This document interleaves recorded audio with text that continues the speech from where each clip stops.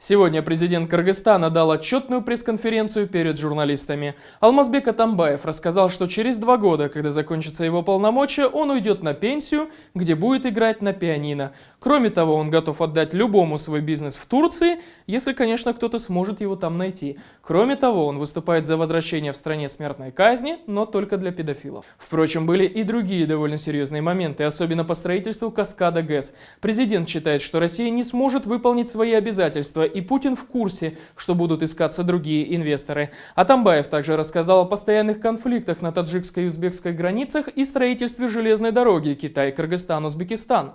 Видно, что вот в нынешней ситуации, когда экономика в России не находится на подъеме, скажем так, и тренды по цене на нефть, они идут только вниз, видно, что эти соглашения, по объективным причинам, я считаю, они не смогут быть выполнены российской стороной.